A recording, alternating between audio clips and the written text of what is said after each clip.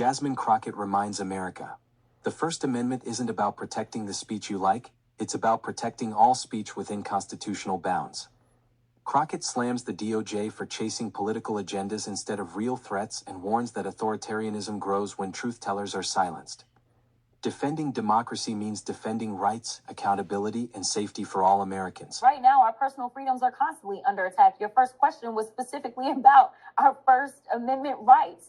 Right now, it is about doing whatever the man who currently occupies the White House wants done. There should not be anyone that faces consequences because they actually know history and they are trying to prevent even more disaster and harm from coming to the American people. What crosses the line is when you say things, especially on air, like, yes, euthanize homeless people. That is a problem. Or when you're having a rally and you start talking about beating up people and causing physical harm.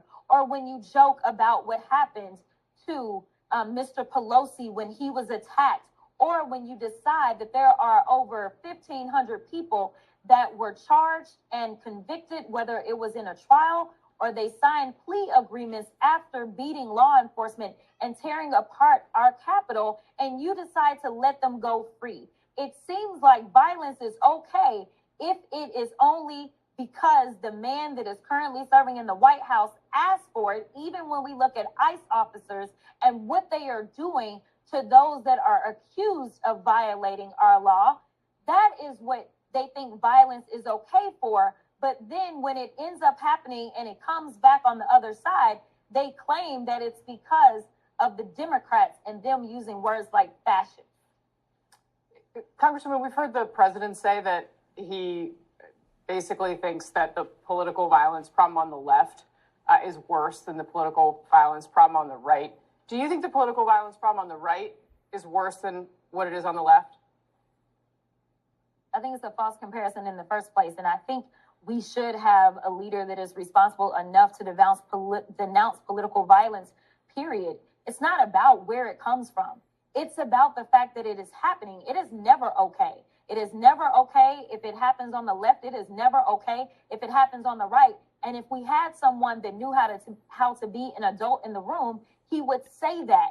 But when we look at it, please tell me who is fostering this gun culture, right? I mean, the reality is that the average person on the left probably couldn't make a shot from 200 yards because they haven't been playing with assault rifles since they were a little kid. Like, that is just the reality of how people on the left typically work. And if we believe that political violence is a problem in this country, if we believe that our children on campuses, just because they want to go out and have a day of free speech on campus, may be subjected to this kind of violence, then maybe we need to start talking about legislation that will keep these types of weapons out of certain people's hands. Now, whether or not this gentleman would have qualified under any type of laws that many of the Democrats have proposed, I don't know.